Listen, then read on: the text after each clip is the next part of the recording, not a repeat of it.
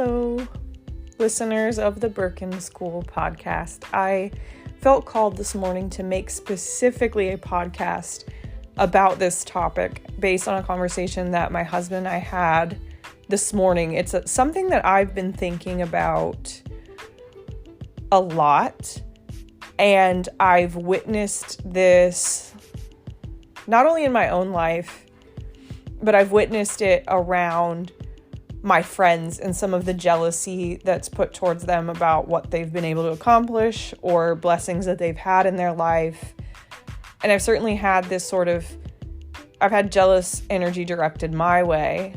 And I think that the concept that I'm bringing to this podcast really helps us as well as others. I mean, if we can give this advice to others or give them this food for thought, it really helps people be a little bit more measured in the perspective that they take on what they have in their lives and what others have in theirs.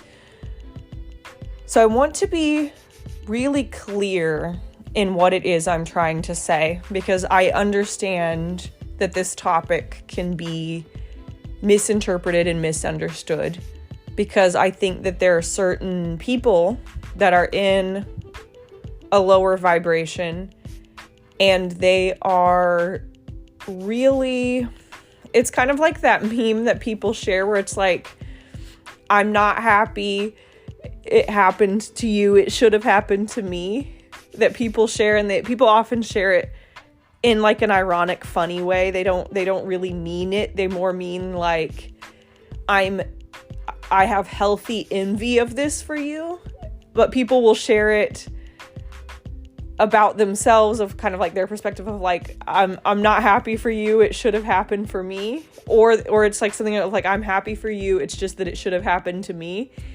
And people often comment this when someone shares something on Twitter about their relationship being positive, or some thoughtful thing that happened for them, or their job panning out the way they wanted to, or some other such thing. And it's just like, it's a part of Twitter meme culture at this point. I mean, I would love to see stats on how often this one is used, because I see it all the time and it makes me laugh each and every time. Because like, who of us haven't known someone in our friend circle, in our family circle, in our acquaintance circle, someone that just always has that energy towards us of like, happy for you, but it should have happened to me. And it honestly is not the best energy to go around out there in the world. It's very irritating to the receiver.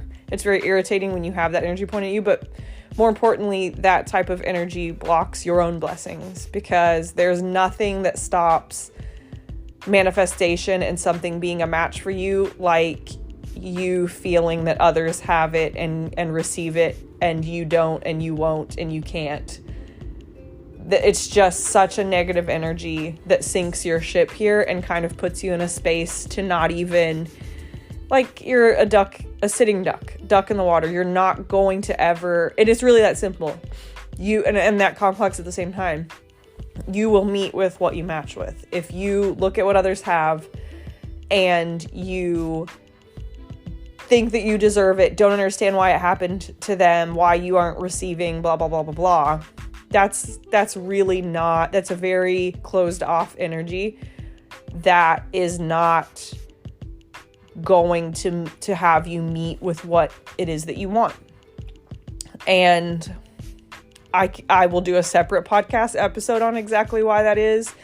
There's a number of lessons sprinkled through other podcast episodes, and clearly I talk about this in Working for a Birkin, exactly what you have to embody to attract anything to you and not repel it. Because it's like, it's really that easy, but it's also complex in that it goes second nature to what we've been taught and socialized, and a lot of what society encourages us to constantly feel in terms of negativity, jealousy, comparison, competitiveness. And you have to be happier and bigger than all of those low vibration emotions. You have to process your wounds if you're ever going to, that's the irony, if you're ever going to have the life that you want. and have the things that you see out there that others have that you want.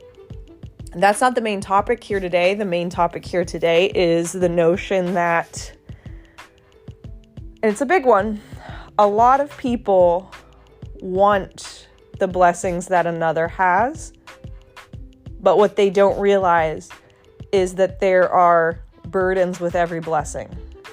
And I think a lot of people would do well every time they feel they desire something that someone else has, be it a Pinterest inspo board, be it a stranger on the internet, be it a stranger in real life, be it a friend or a family member or an acquaintance in real life or online. Whenever you find yourself wanting what someone else has, do a check-in with yourself and say, do I really want all that entails? Do I want the blessing? Do I want the responsibility? Do I want the burdens? Do I want to go through the work? Do I want to maintain said thing? Do I want to be put through the lessons that this is going to give me? Or do I just want what I believe is the emotional state of the person who has this? And that sounds like a lot, so I'll give an example. I think a lot of people do this with fame. I think a lot of people do this with looking at other people's romantic relationships and wanting that.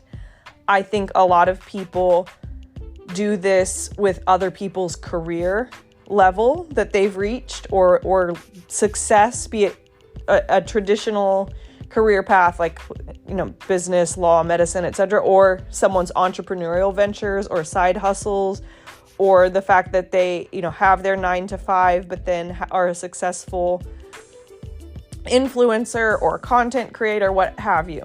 People do this with these verticals most often. So let's start with the first one, because I think it may be straightforward to understand. So I think a lot of people really want the blessing of fame. I'm not saying everyone, please don't mishear me or be committed to misunderstanding what I'm saying. I think a lot of people, many people, a number of people, some people, however you want to look at it.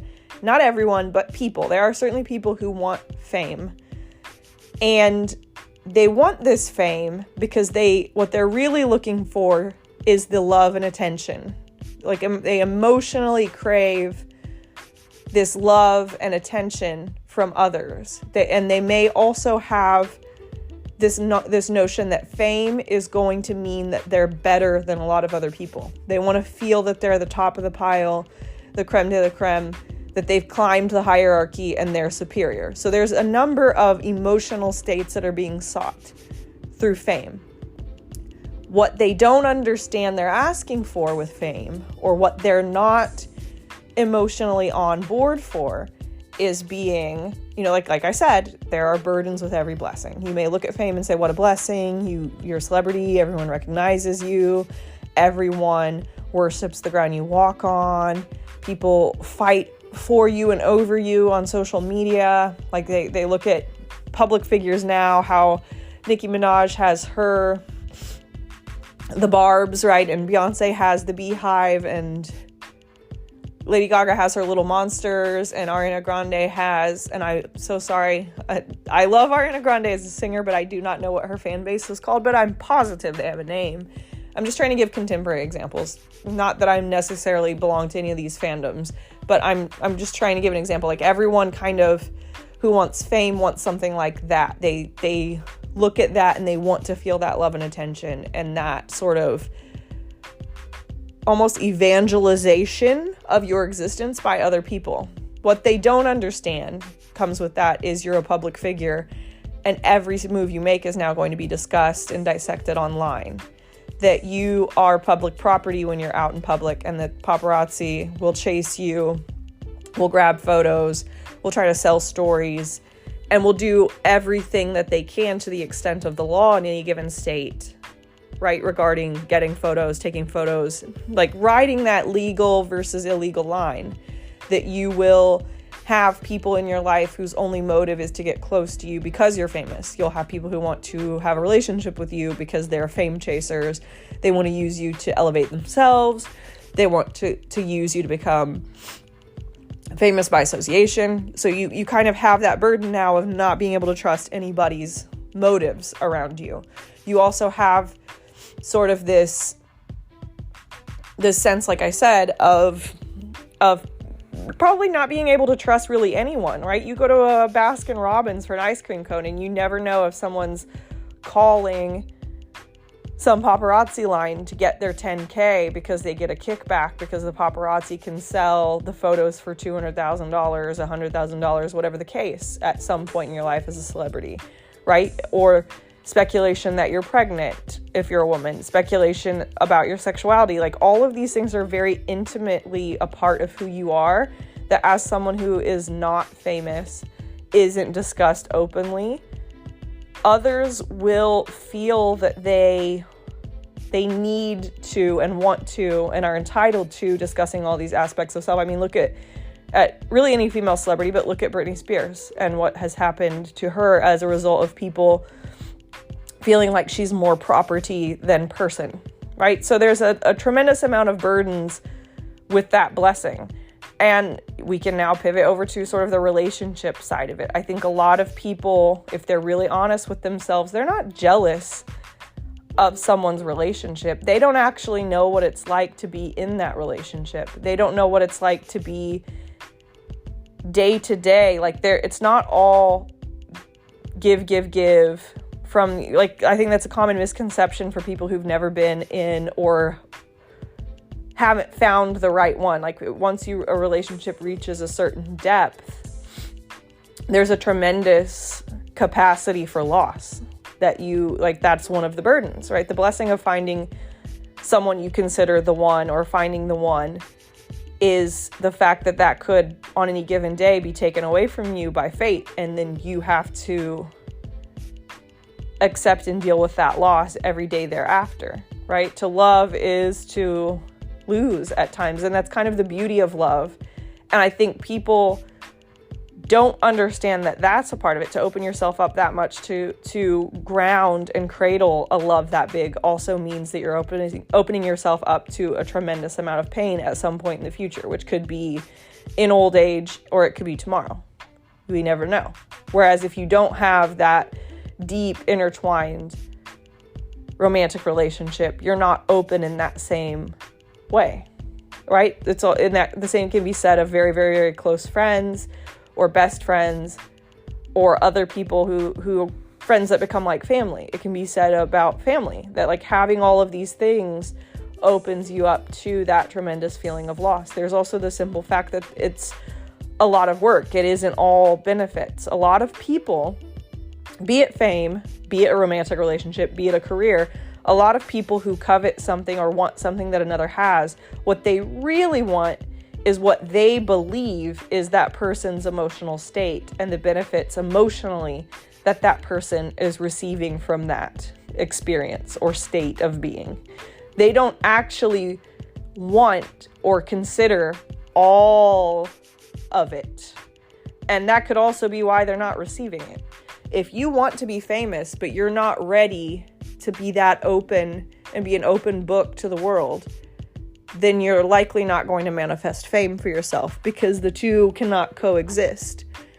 If you're not willing to be, if you're really shut off from being discussed openly and widely, and that's a fear that you have, then fame is probably not within reach, because that's famous people are talked about. Everyone, that's why they're famous, right? They are seen somewhere and then talked about ever after.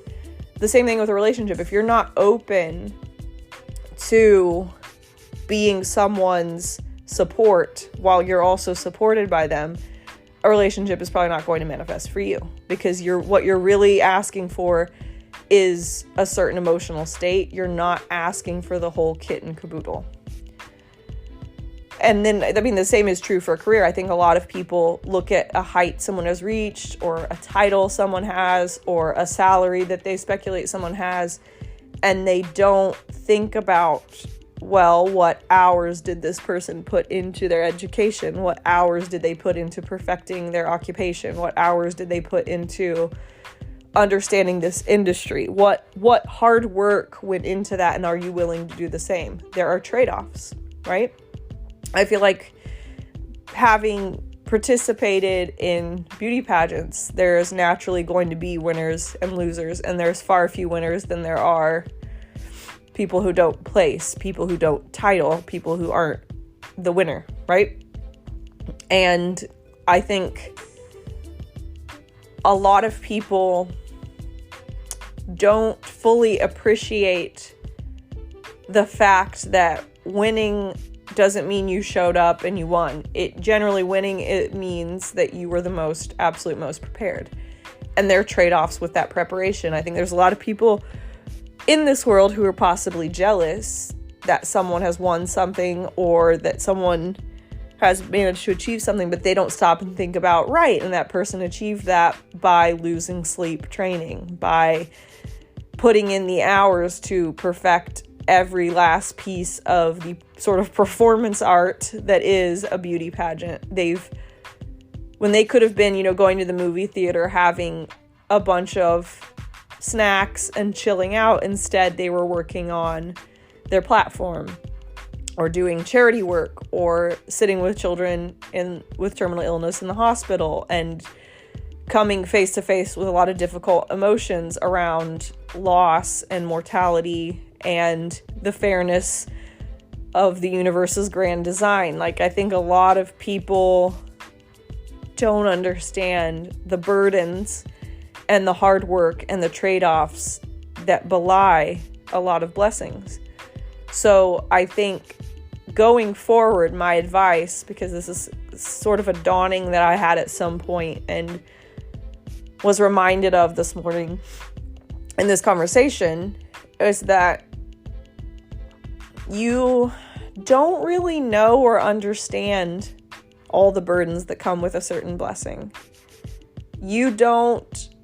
When you covet or want something that someone else has, that doesn't mean you really are clued in or connected to the notion of everything it takes to support said blessing or ground that blessing into reality. Fame is but one example. Relationships are another very different example, but it still applies. You have to think about, when you see something that someone else has, think about it holistically. Think about it 360 degree. Think about it. What does this thing look like on its best day? What does this thing look like on its worst day? When I think about the worst day, is that something that I'm still excited about? Am I ready and willing to go through that path to have that thing? And I think in a lot of cases, when we go through this exercise of a 360 degree examination of said thing or state that we want, we realize, no, I don't want that. I don't want fame. I don't want this relationship that someone else has. I don't want their career path. What I really want is an emotional state I believe that they've mastered and cracked. You may see a famous person and be like, it must be nice to have all of those things for free and everyone fussing over you and everyone loves you and you're always surrounded by your entourage and your fans and they must feel like on top of the world. But in reality, that famous person is the loneliest person in the room. No one really understands them. No one actually knows the real them, because that celebrity identity, like how Beyonce's explained Sasha Fierce, is not even their real actual internal self, the authentic self. It is a commodity. It is a product. It is created in boardrooms and recording studios and in the stylist's sketch pad. It is not a real person. It is a marketable product. And so perhaps that celebrity, which I'm not trying to say that Beyonce or Lady Gaga or Ariana Grande or anyone, or Nicki Minaj or anyone feels tremendously lonely or that they're not really loved. I don't know them. I don't know their situation. I'm just saying, like, food for thought. What we think we covet and want from someone's experience and from what we see, it may not be as it appears. That could be us projecting. That could very much be us saying, I see this person and I idealize and lean into believing that from what I see, they must be occupying this particular emotional state that I want to reach. Like, you don't want fame, you just want love and attention. You feel like you don't get enough love and attention in your life. That could be because you don't give yourself love and attention first. And that's a huge wound I've seen a lot of people have, like the perpetually unable to be alone people. That is the huge thing, is you're looking for something outside of you that you've never given yourself. And you don't even really know how to receive. So you're constantly starving for this. Same thing with a relationship. I think a lot of people create these sort of projections in their mind that romantic love is the highest form of love, and that finally, if they find another person and they find that relationship like what they see someone online has or someone in their life has, that now all of their feelings of not being good enough, not being worthy, not being attractive, not being loved, not being cherished, all those will just evaporate and go away, because that person they're witnessing must feel so loved and chosen and attractive and worthy. And like, no, as someone who's married and has had a long-term relationship, you have to remember I got engaged in a long-distance relationship and went through every step of courtship leading up to that in a long-distance sort of situation across years. I definitely do feel loved and cherished and chosen and all of these things, but that's only because I love, cherished, and chose myself, because I know my worth and I know what I want out of relationship. Being with someone didn't suddenly create these states of being in my existence. And it goes without saying that the blessings I have in my relationship also come with the burden to support someone who you love tremendously through life experiences that you may not know how to relate to, that you may not understand, that may not have been part of your personal path yet. Like, my husband unfortunately lost his father during the pandemic to illness, and I've not lost a parent. My mother does have variable health, but I've never lost a parent. I have lost my grandmother, who I was extremely close to. Honestly, like my favorite person in the world for most of my life. I'd be lying if I said she's not one of my favorite people ever, even now. And it's still very different than losing a parent, because I think losing a parent, we expect to lose our grandparents. And I think we expect to lose our parents in our 50s and 60s. We do not expect in our early 30s to lose our parents. And my relationship does bring me tremendous amounts of joy and love and support, but it also brings a lot of responsibility, because you're now asked to be the other one holding up the sky of your joint sky together. Like relationships that are viewed as permanent, like long-term relationships moving towards engagements and married life. These things are really hard in that sense that everything about their life, for the most part, you're also supporting. You're also holding for them.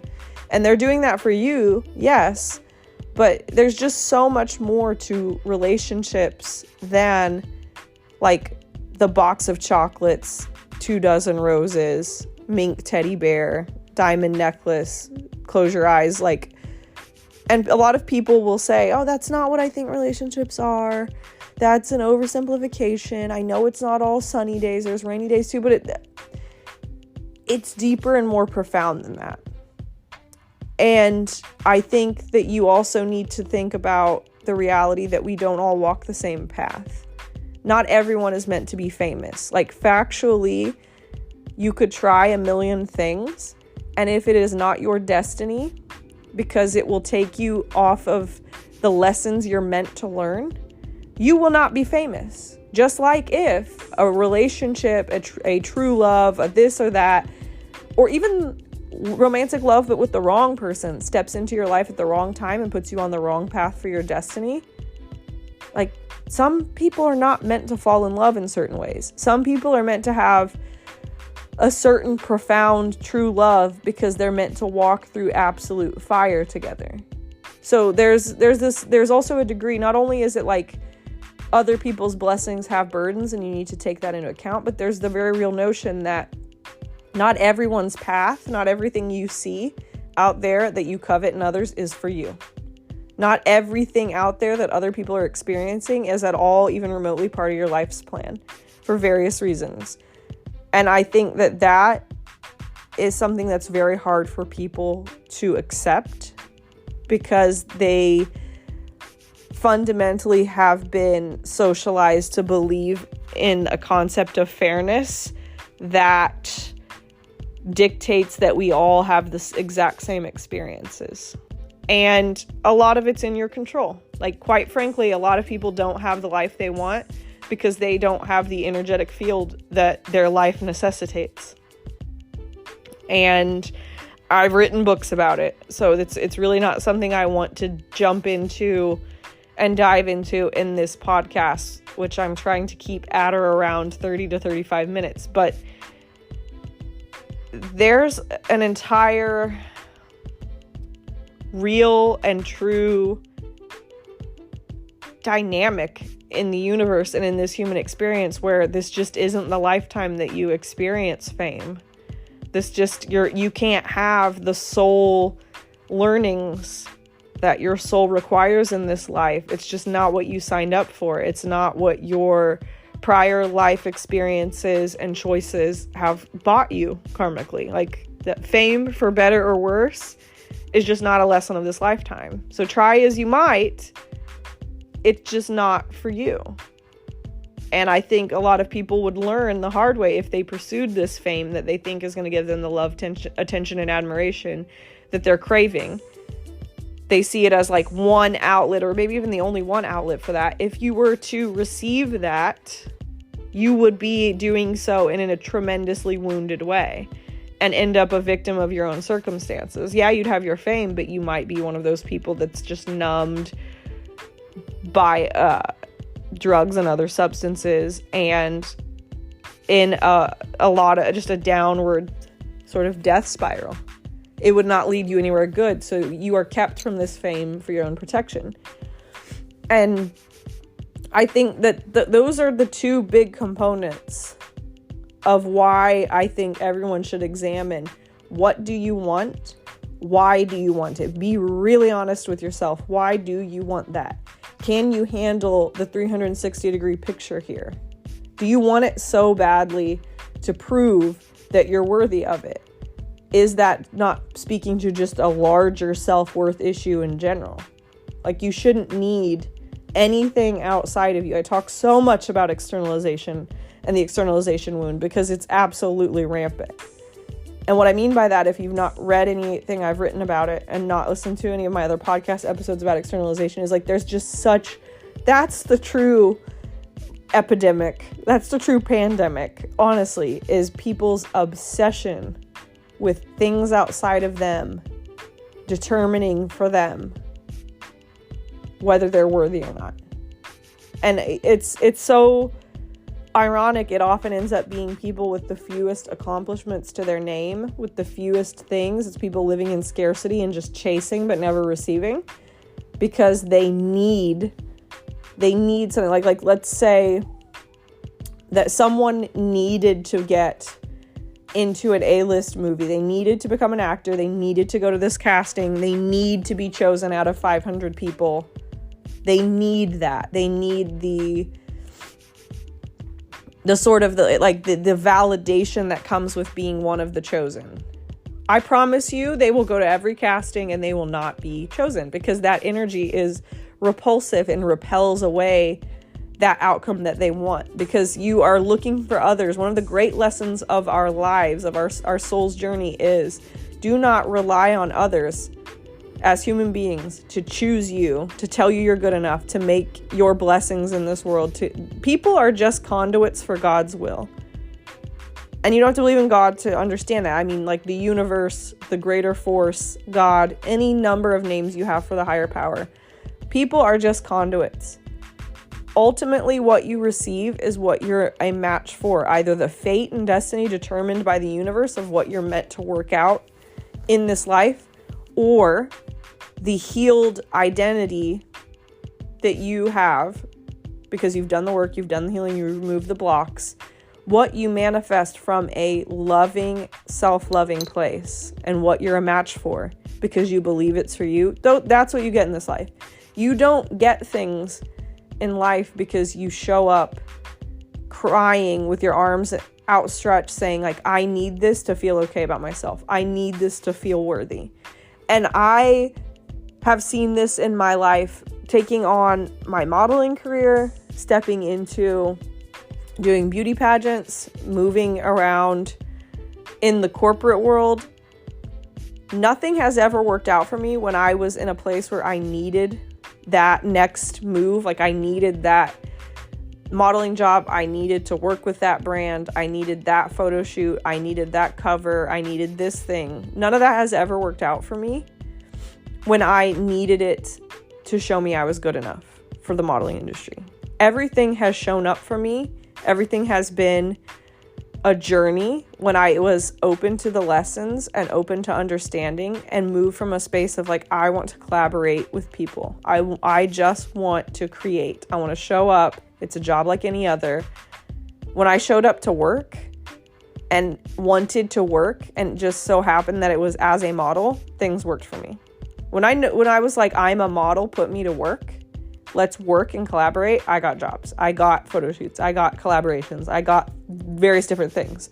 When I was in that space of like, I'm going to show up to this casting and I really hope I'm chosen out of all of these girls that are here. I hope I'm good enough. I just want to be chosen. Nothing ever materialized, and it never was going to, because that is not the energy to attract from. Same with beauty pageants. And a lot of people don't know this. They think that like my most recent stretch through like 2020 and onwards was like my pageant career. But I think those are people that don't understand my eras. To take it back to an Ariana Grande, Lady Gaga, Taylor Swift place. These people don't understand my eras. I have been doing pageants since I was 18 years old. I did a lead up to like a regional feeder pageant that fed into Miss Indiana, which fed into Miss USA, which would have ultimately fed into Miss Universe when I was 18. Obviously, I was woefully unprepared. And I didn't do horrible, but I didn't take the crown. I didn't go on to Miss Indiana and then, get crowned Miss Indiana to go on to Miss USA to immediately, make it to the Miss Universe stage. But I have done pageants within the system. And it was really coming from a place of like, I know this will help add a bullet point to my modeling career, at 18 years old when I began, when I could, legally make my own choices about my career and my education and things of that nature. I approached that pageant like, this will give me a bullet point for my modeling career. I was not someone who aligned with the outcome the way the girls who won did. I wanted it as an achievement to allow me to focus on modeling it, and they wanted it because they wanted to work with the platform. They were kind of in that mindset of, I'm your miss, put me to work as a miss. I'm here to work. And everyone who's looking to select that title holder, because the energies of that collaborative team are aligned. Just like with a photo shoot as a model, the hairstylist is there to work and put out good work. The photographer is there to work and put out good work. Everyone's there to work. So as a model and as a beauty pageant contestant, as a beauty queen, you need to be, and this is true of everything. I mean, I know people are probably listening to this and like, well, I'm not a model. I've never modeled. I'm not a beauty queen. I don't care for that. Great. That's been my path. I'm sharing my path. Everything's about being in alignment for that collaborating team. And so once my mindset shifted to like, I'm this and I'm here to work as this, put me to work, let's collaborate, world open up. But the thing with that is you've got to do the work. It's not about you. It's not about like, you're so pretty, you're a model, you will be chosen based on how pretty you are at the end.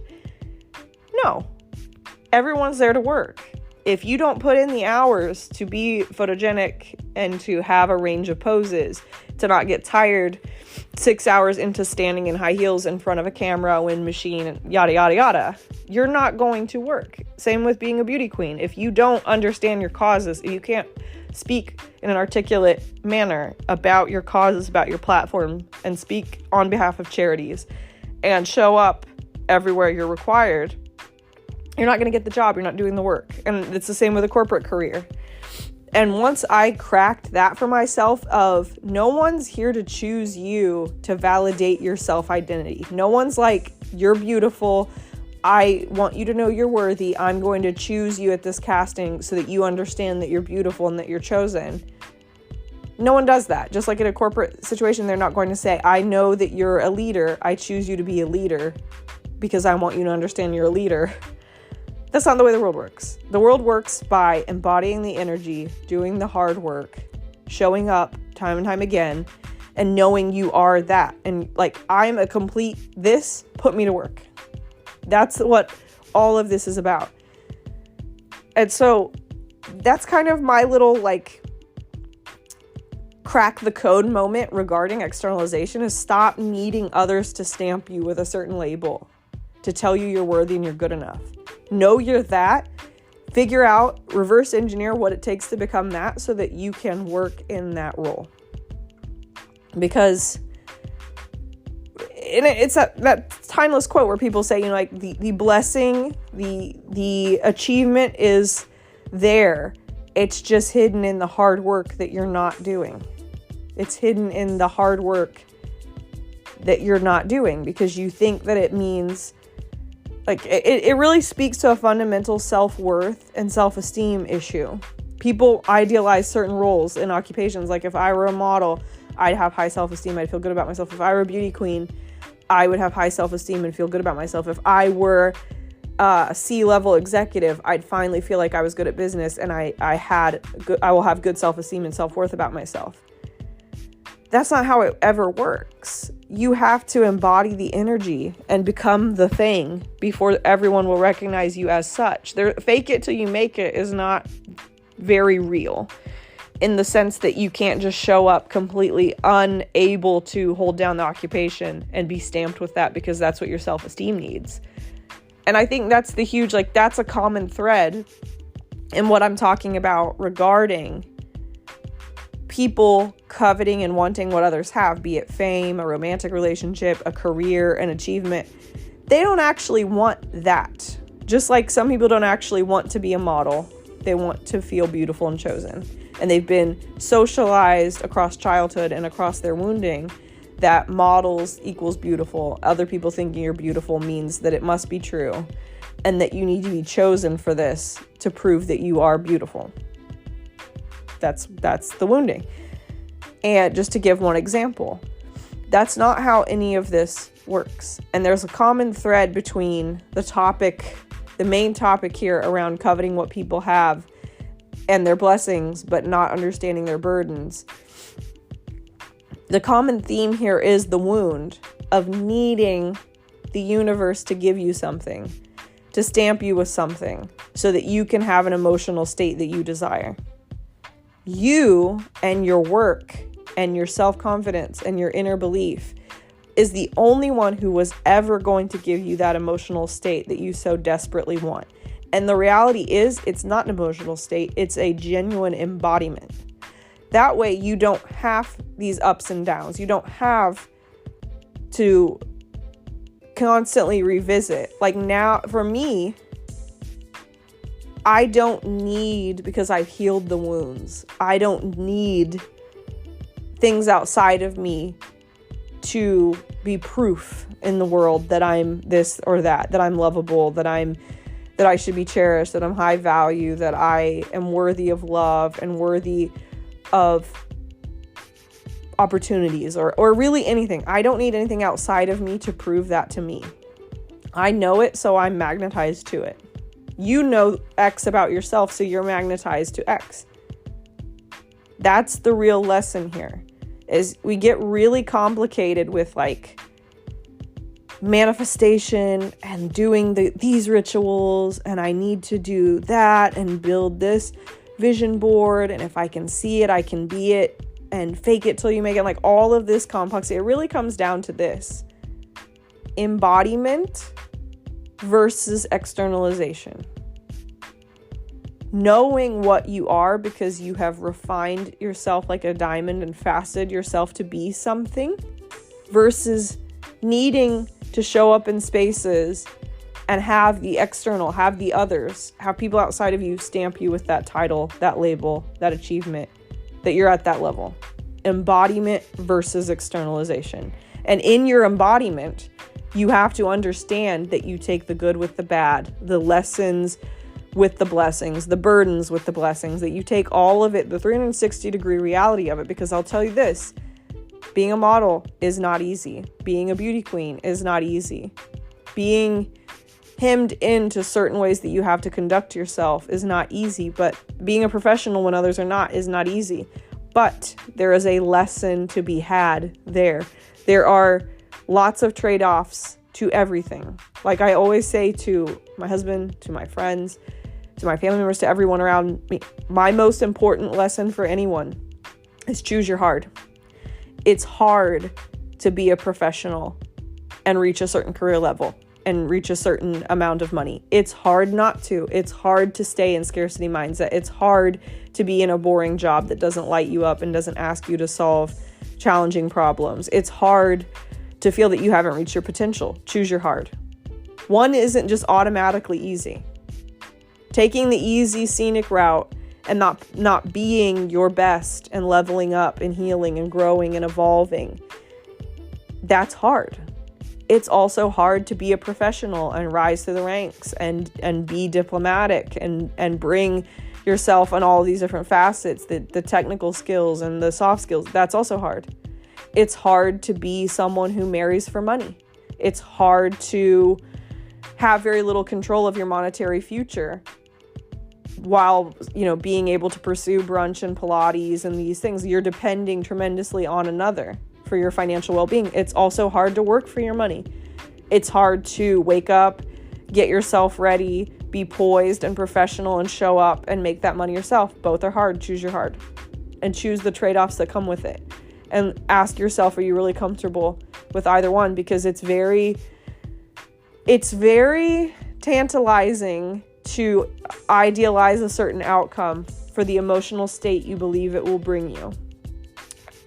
But there's a hardness to everything. Just as hard as it is, like we say, to marry for money, it's just as hard to work for your money. Neither is easier than the other. Choose your hard. That's life.